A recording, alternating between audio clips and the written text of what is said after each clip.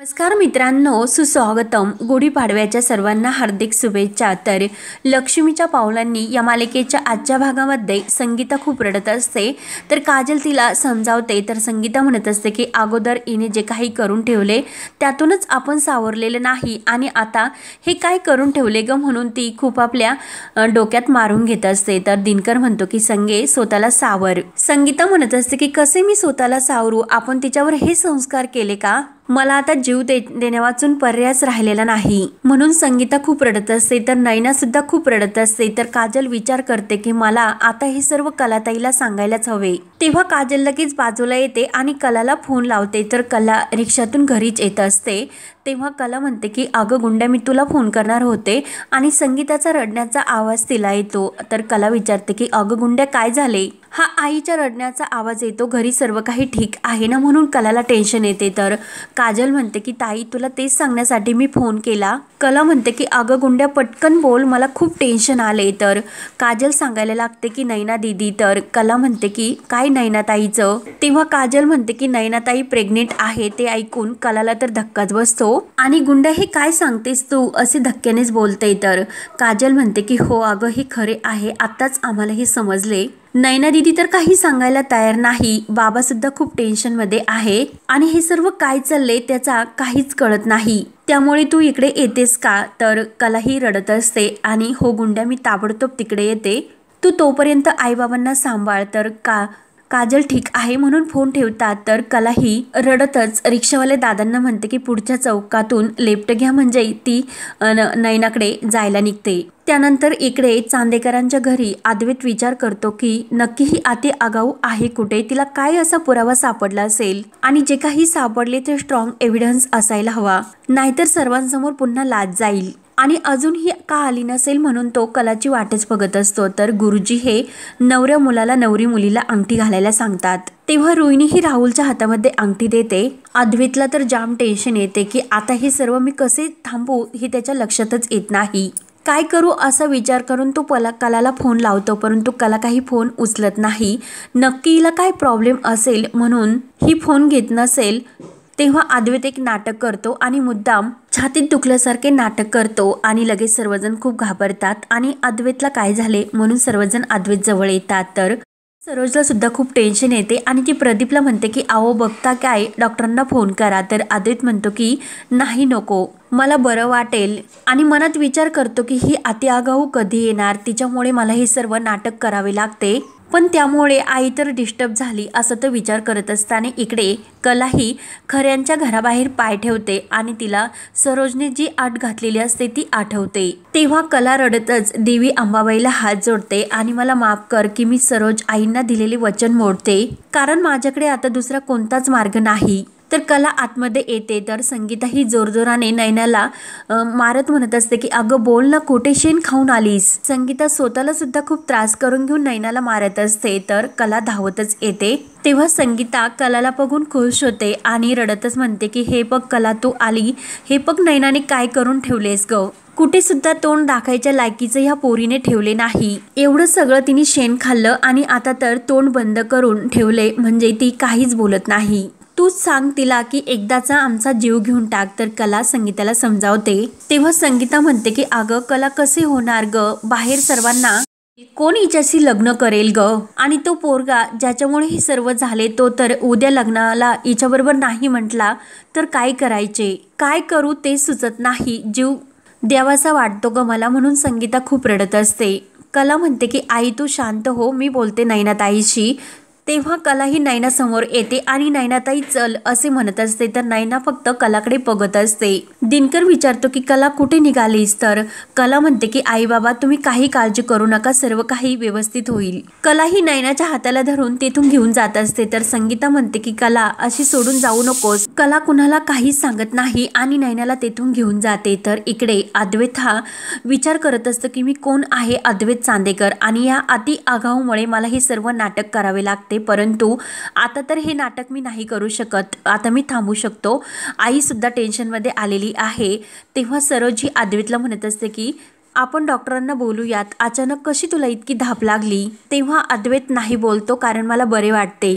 कारण मी आता स्प्रे केला त्यामुळे मला तर थोडेसे बरे वाटतं. सरोज विचारते की हो का? तर अद्वैत म्हणतो की हो, गर्दी खूप झाली आणि एसी सुद्धा ऑन असल्यामुळे मला हा त्रास झाला असेल. रजनी विचारते की अद्वैत खरंच बरं वाटते का? तर अद्वैत म्हणतो की हो. तेव्हा रोहिणी लगेच आबांना म्हणते की डॅड, आता अद्वैत म्हणतो की त्याला बरे वाटते, मग आपण रिंग सेरेमनी करून घेऊयात, कारण मुहूर्त तर खूप महत्त्वाचा आहे, हो की नाही विजया? तर विजया काही उत्तर देत नाही. तर सरोज अद्वैतला विचारते की तुला खरंच बरे वाटते का? तू रूममध्ये जाऊन पडतोस का? तर अद्वैत नाही म्हणत असतो. तेव्हा पुन्हा सर्व तयार होऊन राहुल हा राधाच्या बोटामध्ये अंगठी घालायला लागतो. त्याच क्षणी कला येते आणि थांबा असे जोरात ओरडते. तर कलाच्या सोबत नैना असलेले पाहून राहुलला तर धक्काच बसतो. नैना ही राहुलकडे बघत असते आणि राहुल नैनाकडे. सर्वजण कला आणि नैनाला एकत्र पाहून तर धक्क्याने त्यांच्याकडे बघत असतात. तेव्हा सरोज रागाने कलाला म्हणत असते की तू आहेस तेथेच थांब. कला ही नैनाला घेऊन आतमध्ये आलेली असते. तर सरोज म्हणत असते की मी तुला स्पष्टपणे सांगितले होते की तुझ्या माहेरच्या कोणत्याही माणसाशी तुझा संबंध राहणार नाही. तुम्ही दोघींनी आमच्या आयुष्यामध्ये भरपूर तमाशा करून तर झालाय, मग आता या शुभ कार्यामध्ये तुम्हाला दोघींना मी विघ्न आणून देणार नाही. मग आता सांग की तू हिला घेऊन येथे कशासाठी आली? तेव्हा कला राहुलला विचारते की राहुल, तू सांगणार आहे का मी सांगू? तेव्हा सर्वजण राहुलकडे बघत असतात. राहुल अगदी कावराबावरा होतो. नैना सुद्धा मनामध्ये राहुल काय बोलणार आहे हे आता बघूयात असे ठरवते. तेव्हा रोहिणीही राहुलला विचारते की काय राहुल, कला कशाबद्दल बोलते? या सगळ्यामध्ये तुझा काय संबंध? राहुल मात्र शांत असतो. तर कला म्हणते की नाही सांगणार ना, मग ठीक आहे, मग मी सांगते आता सगळ्यांना. आणि कला ही सर्वांसमोर सांगते की राहुलने नैनाताईला फसवले. ते ऐकून सर्वांना तर धक्काच बसतो. तेव्हा आबा सुद्धा रागाने कलाला विचारतात की सुनबाई काय बोलतेस तू, फसवले म्हणजे? तेव्हा कला म्हणते की आजोबा, नैनाताई लग्न मंडपातून एकटी पळून गेली नव्हती, राहुलने तिला पळून नेले होते. ते ऐकून सर्वांना तर आणखीन जबर धक्का बसतो. सर्वांच्या पायाखालची जमीनच हादरते. तेव्हा राहुल म्हणतो की हे सर्व खोटं आहे, ती माझ्यावर उगाच आरोप करते. सर्वांना माहिती आहे की लग्नाच्या दिवशी मी जयपूरला गेलो होतो. आणि अद्वैतला म्हणतो की दादा, हे तर मी तुला प्रूफ करून दिले, तरी सुद्धा ही माझ्यावर आरोप करते. तुम्हाला सर्वांना तर माहितीच आहे की ही आणि हिची फॅमिली किती खोटारडी आहे. मम्मा प्लीज असे काही नाही, मामा मामी काका आबा तुम्ही प्लीज माझ्यावर विश्वास ठेवा. आणि राधाला म्हणतो की तू माझ्यावर विश्वास ठेव, हे सर्व फेक आहे, हिची लायकी नाही तुझ्याबरोबर उभी राहण्याची, म्हणून ही फक्त जलस्वी आहे. तेव्हा विजया लगेच सरोजला विचारते की ही सर्व जे काही सांगते ते खरं आहे का? काय चालले हे सर्व? सरोज ही रागाने कलाला विचारते की काय ग, लोक जमल्यानंतर तुला तमाशा करायचा असतो का? पण आता या सर्वाची हद्द झाली. तर कला म्हणते की नाही सरोज मॅडम, मी खरंच बोलते, खोटं बोलत नाही. राहुलनेच नैनाताईला फसवले. आणि नैनाला म्हणते की नैनाताई काय खरं आहे, राहुलने तुला किती फसवले हे सांग ना तू सर्वांसमोर. तेव्हा सरोज म्हणते की ती काय सांगणार आणि तिच्यावर आम्ही का विश्वास ठेवायचा? मला काही माहिती नाही, तुम्ही दोघी आत्ताच्या आत्ता घराच्या बाहेर व्हा, तुझं सामान मी नंतर पाठवून देईल, चल बाहेर हो, अशी चुटकी वाजत ती कलाला सांगत असते. आणि रागाने सरोज ही कलाच्या हाताला धरून तिला धक्क्याबुक्कीने बाहेर काढत असते. कला ही सरोजच्या हातातील हात हिसकावते आणि सरोज मॅडम, तुम्ही जर मानत नसला पण तरीही मी या घरची सून आहेच, या घराची बेअब्रू होणार नाही असा माझा सुद्धा प्रयत्न आहे. तेव्हा सरोज म्हणते की गेट आउट, तुझं मला एक शब्द सुद्धा ऐकायचा नाही. तेव्हा अद्वैत म्हणतो की आई थांब, एकदा तिचं म्हणणं काय आहे हे तरी तू ऐकून घे. तेव्हा सरोज अद्वैतला म्हणते की अद्वैत तू सांगतो का मला हिला थांबव म्हणून? तुझा या सर्वावर विश्वास नसेल परंतु नाही. आणि कलाला म्हणते की तू आत्ताच्या आत्ता इथून चालती हो. तेव्हा कलाच्या डोळ्यामध्ये पाणी येत असते. त्यानंतर इकडे संगीता सुद्धा खूप रडत असते. आणि हे सर्व काय झाले, जे करायला गेले तर सर्व काही पदरामध्ये उलटेच पडत असते. नैनीला वाढवण्यामध्ये मी कुठे कमी पडले हो म्हणून खूप रडत असते. दिनकर सुद्धा खूप रडत संगीताला समजावतो की हे सर्व काय झाले, मी तरी काय करू आता? तेव्हा संगीता रडतच विचारते की पण कला नैनाला घेऊन कुठे गेली असेल, आपल्याला त्यांना शोधायला हवे की नेमकं त्या कुठे गेल्या. म्हणून संगीता ही जायला निघते तर काजल तिला अडवते. तेव्हा काजल ही संगीताला म्हणते की मला माहिती आहे की त्या दोघी कुठे गेल्यात. तेव्हा संगीता म्हणते की काय तुला माहित आहे, मग त्या दोघी कुठे गेल्या विचारते. तर काजल सांगते की कलाताई नैनाताईला घेऊन तिच्या घरी गेली, म्हणजे चांदेकरांच्या. तेव्हा संगीता आणि दिनकर यांना तर धक्काच बसतो. दिनकर विचारतो की काय तिकडे, आणि का ती तिकडे घेऊन गेली? इतका तमाशा अगोदरच झाला होता, तो तर पुरे होता, आणि त्या कलाच्या आयुष्यामध्ये काय काय लिहून ठेवले हे माहीत नाही. अशा परिस्थितीमध्ये कलाला त्रास होईल, त्यामुळे संगीत चल आपण दोघे तिकडे जाऊयात आणि नयनाला परत इकडे घेऊन येऊ म्हणून ते दोघे जायला निघतात. तर काजल म्हणते की नाही, तुम्ही कुठेही जाऊ नका, तुम्ही खाली बसा, मी तुम्हाला सर्व काही सांगते. इकडे सरोज ही कलाला बाहेर जाण्यासाठी हात करते. तर अद्वैत पुढे येतो आणि आई प्लीज तिला काहीतरी महत्त्वाचे सांगायची, तू एकदा तरी तिचे ऐकून घे असे म्हणतो. तर सरोज म्हणते की तिला काय म्हणायचे नेमकं, आणि मला आता चांगले समजायलेले का लागले की तू हिच्या विचारांच्या आहारी जाऊन हिच्यासारखा वागायला लागला. तू हिला तुझी बायको म्हणून मानत असशील, तू तिच्यावर विश्वास सुद्धा ठेवत असेल, परंतु माझा हिच्यावर काडी मात्र सुद्धा विश्वास नाही. सर्वात महत्त्वाचे म्हणजे या घराण्याची इज्जत मला खूप महत्त्वाची आहे. चांदेकरांच्या घरात येऊन चांदेकरांच्या विरोधात जर कोणी बोलत असेल तर मी जरा सुद्धा खपून घेणार नाही.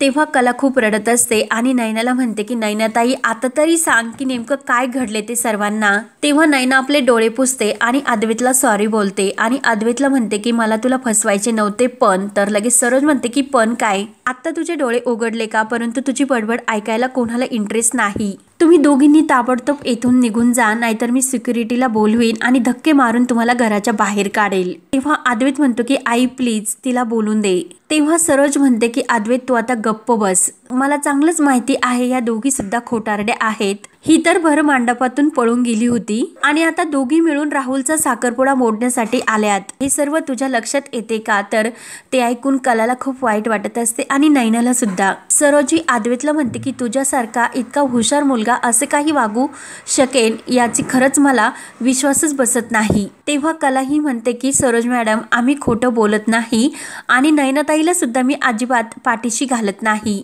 ती भरमंडपातून पळून गेली ही तर तिची चूक आहेच, पण तिची एकटीची सुद्धा चूक नाही. राहुलने तिला लग्न मंडपातून पळून नेले, तिला अगोदर लग्नाचे वचन दिले, तिच्यावर त्याचे प्रेम आहे असे सांगितले, म्हणून नयनाताई लग्नातून पळून जाण्यासाठी तयार झाली. तेव्हा नयना रडतच म्हणते की कला खरे सांगते. त्यानंतर इकडे काजल ही संगीता आणि दिनकरला राहुल बद्दल आणि नयनाबद्दल सर्व काही सांगते. तर संगीता म्हणते की काय तो राहुल म्हणजे आपला कलाचा धीर, म्हणजे त्या दिवशी तो सुकन्या ताईकडे हळदीला आला होता आणि संगीताला तो हळदीच्या वेळी घडलेला सर्व प्रकार आठवतो. म्हणजे नयना ही मुद्दाम बेशुद्ध पडली आणि राहुलने तिला उचलून नेले, ते सर्व क्षण तिला आठवतात आणि संगीता ही चक्कर येऊन लगेच बेशुद्ध पडते. तर काजल तिला घाईने पाणी साठी जाते. दिनकर सुद्धा म्हणतो की संगे काय झाले. तेव्हा दिनकर सुद्धा खूप घाबरतो. त्यानंतर इकडे चांदेकरांच्या घरी राधा ही राहुलला विचारत असते की हे सर्व काय आहे, ती मुलगी काय बोलते. तेव्हा राहुल म्हणतो की ती सर्व खोटं बोलते, एक नंबरची खोटारडी आहे ती. अगोदर तिने अद्वैत दादाला फसवले, त्याच्याशी लग्न करण्याचा प्रयत्न केला आणि मग स्वतःच्या लग्नातूनच पळून गेली आणि तेथे आपल्या बहिणीला उभे केले, आपल्या एंगेजमेंट मध्ये तमाशा करते. राधा तू प्लीज माझं ऐकून घे, मनापासून मी तुझ्यावर प्रेम करतो, हे सर्व खोटं आहे. म्हणून राधाशी तो खोटं बोलत असतो आणि ही नैना फैना जी काही कोणी आहे ना ती फक्त मला फसवते असे राहुल सर्वांसमोर नयनाला म्हणत असतो. नयनाला खूप वाईट वाटते आणि ती खूप रडत असते. तेव्हा कला म्हणते की राहुल गप्प बस, नयनाताईने नाही तर तू नयनाताईला फसवलेस, तोंडाला येईन ते बोलू नकोस, जसे आता या राधाला फसवतोय. तर रोहिणी म्हणते की नाही माझा राहुल असा असू शकत नाही, ही नयना आणि कला दोघी मिळून राहुलला फसवतात. तर लगेच कला म्हणते की रोहिणी मॅडम हा तुमचा गैरसमज आहे की राहुलने या पलीकडे सुद्धा आणखीन बरेचसे काही उद्योग केले, जसे त्याने नयनाताईला फसवले तसे त्याने अनेक मुलींना फसवले. तर हा भाग येथे संपतो. तर पुढील भागामध्ये राहुल नयनाला म्हणतो की मी तुला फसवले, मग काय पुरावा आहे तुझ्याकडे. तर नयना म्हणत असते की हो. तेव्हा कला सुद्धा म्हणते की पुरावा आहे आणि ते सीसीटीव्ही फुटेज सर्वांसमोर दाखवते आणि ते सर्व दृश्य बघून सर्वांना तर राहुलचा खूप राग येतो आणि ते सर्व बघत असताना धक्का सुद्धा बसतो. तर कला म्हणते की आजोबा नयनाताई प्रेग्नेंट आहे आणि ते ऐकून तर आणखीन जबर धक्का बसतो. अद्वैतला सुद्धा राहुलचा खूप राग येतो. तेव्हा आता पुढे काय काय होत राहणार हे पाहण्यासाठी आपल्या चॅनलला नक्की सबस्क्राईब करत राहा. धन्यवाद.